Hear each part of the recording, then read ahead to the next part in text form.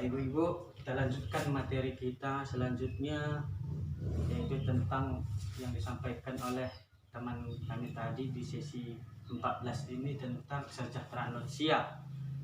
Dalam hal ini saya membawakan langkah kedua tentang pengertian lansia. Ya Bu ya. Nah, Ibu-ibu, siapa saja yang tinggal di rumah kita?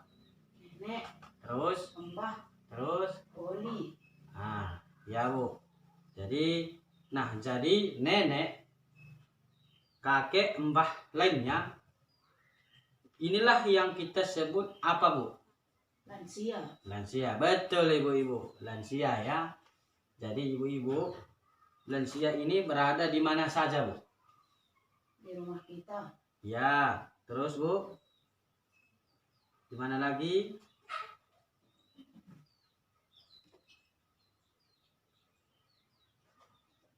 Siapa yang disebut lansia itu? Orang tua kita. Nah, orang tua kita yang sudah tua. Ya, berumur 70 tahun ya. Nah, di mana saja tadi dia tinggal, di rumah atau di panti jompo ya Bu ya. Banyak ya Bu. Mudah-mudahan ibu-ibu semua sini lansianya tinggal di rumahnya.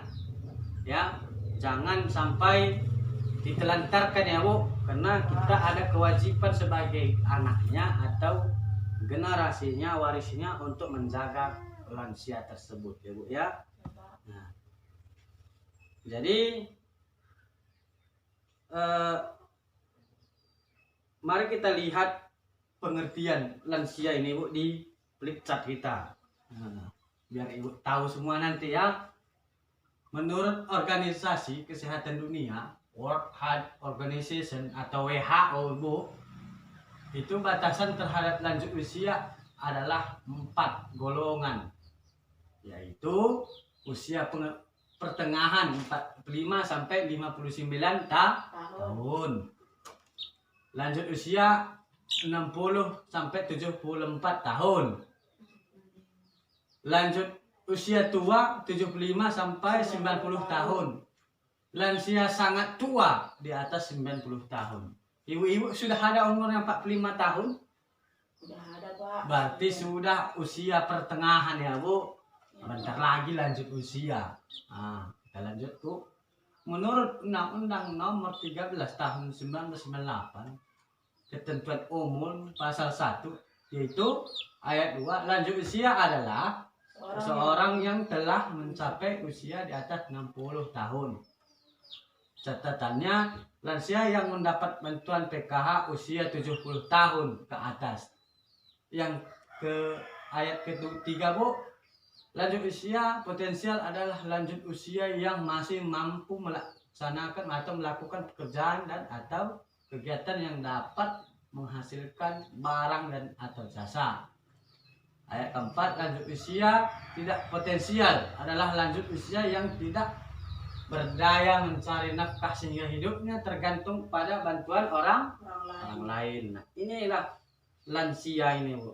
Jadi di PKH kita ini Bu, untuk sekarang lansia itu 70 tahun. Apabila ada anggota keluarga Ibu yang tercantum dalam kartu keluarga ya Bu, dalam kepesertaan PKH, maka apabila ada umurnya sudah 70 tahun, maka itu akan dapat biaya lansia nantinya Bu ya. Karena besar Bu dana lansia ini ya, sekitar 3 juta per tahunnya Bu. Jadi itu nanti untuk membiayai untuk lansia kita. Tapi kalau 60 belum Bu ya.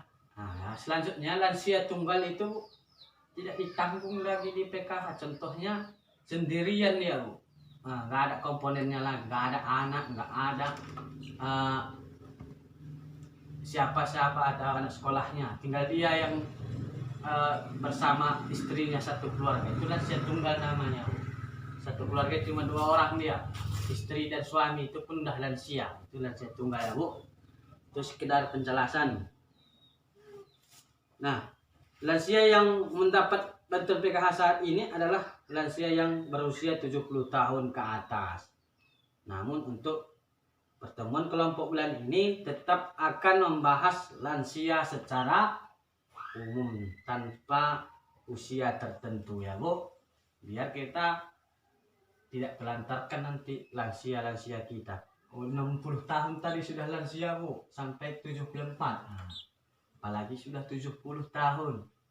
Barangkali kalau kita di daerah kita ini yang sudah 70 tahun banyak udah encok-encok ya kan Bu? Iya Pak. Nah, berjalan pun harus pakai tongkat. Nah, namun di dalam PKH kita Bu harus berumur 70 tahun.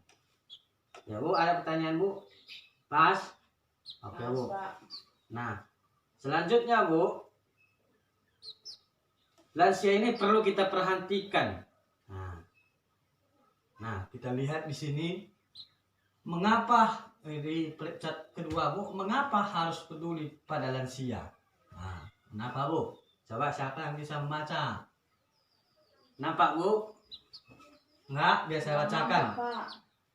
Mengapa harus peduli kepada lansia? Yang pertama, menurut amanat Undang-Undang Nomor 13 Tahun 1998 tentang kesejahteraan lansia, memiliki hak yang sama dalam kehidupan bermasyarakat, berbangsa dan bernegara. Jumlah lansia yang terlantar meningkat.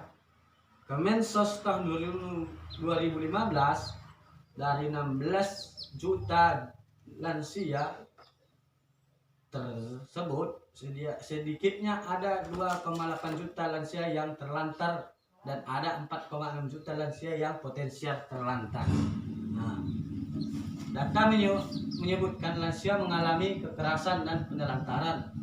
Lansia adalah orang tua yang membesarkan dan mendidik dengan kasih sayang. Sebagian lansia kurang mendapatkan perhatian dari keluarga. Lansia adalah potret kita di masa yang akan datang. Panti lansia atau panti jompo terbatas. Nah, ini perlu Bu. Mengapa perlu diperhatikan lansia ini? Salah satunya kita akan berbakti kepada kedua orang tua kita kembali ya Bu ya. Karena dialah yang melahirkan kita ke dunia ini. Walaupun dia sudah lansia, sudah jelek, sudah sering merepet, ngompol di celana, nggak tahu lagi dia ke kamar mandi. Jangan Ibu emosi atau Ibu telantarkan.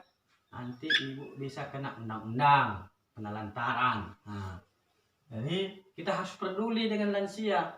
Nah, tidak boleh tidak peduli, harus kita kasih makan, kasih tempat tinggal yang bagus, kita perhatikan, karena inilah gambaran kita yang masa akan datang menjadi lansia. Sekarang kita masih kuat, masih muda, masih bisa makan jengkol banyak Bu. Nanti Ibu rasakan, kita rasakan bersama. Nggak bisa lagi makan jengkol. Nah, oleh karena itu apabila ada keluarga kita di rumah yang sudah lanjut usia, mari kita rawat, mari kita peduli terhadapnya. Ya, ada pertanyaan lagi Bu? Sampai di sini Bu? Kalau tinggal sendiri ya kita cenguklah sebagai anak-anaknya ya Bu. Nah, contohnya anaknya ada perantauan atau bekerja lah dikatakan, dia tinggal sendiri di rumahnya. Sebagai anak dan sebagai kita bertetangga wajib kita perhatikan, harus peduli ya Bu. Tetangga kita wajib peduli dengan lansia tersebut. Dia tidak mendapatkan PKH ya Pak? Iya, dia tidak Bu, tapi kita wajib memperhatikannya. Sebagai tetangga ya Pak? Iya, wajib. Karena gambaran kita nanti seperti itu. Apabila kita tolong hari ini orang, maka kita juga akan ditolong orang nantinya. Ya Bu ya. Pak. Nah, mungkin kalau tidak ada lagi pertanyaan, mari kita upload untuk kita semua. Oke. Jadi Bu, demikian saja pertemuan kita pada hari ini, langkah kedua ini yang saya sampaikan. Mari kita sama-sama peduli dengan lansia ya Bu. Sekali lagi saya ingatkan bahwa lansia itu adalah lanjut usia, di mana masa akan datang, itulah kita gambarannya. Nah, itu harus perlu kita pedulikan atau kita perhatikan, memberikan kasih sayang, perhatian yang lebih. Karena lansia ini orangnya sensitif, Bu. Jadi jangan ibu jenuh-jenuh untuk merawatnya di rumah kalau ada orang tua kita, nenek atau yang lainnya yang sudah lansia, yang tidak bisa bergerak apa-apa lagi, hanya bisa digendong ke kamar mandi atau diangkat, ya bersabarlah ibu merawatnya. Oke Bu ya, Ya Pak. saya harapkan nanti untuk kedepannya jangan ada lagi setelah mempelajari tentang mengapa harus peduli lansia ini, jangan lagi ada menelantarkan lansia-lansianya di rumah ya Bu. Demikian pertemuan kita hari ini, langkah kedua ini yang saya sampaikan. Lebih kurang saya mohon maaf. Assalamualaikum warahmatullahi wabarakatuh. Waalaikumsalam.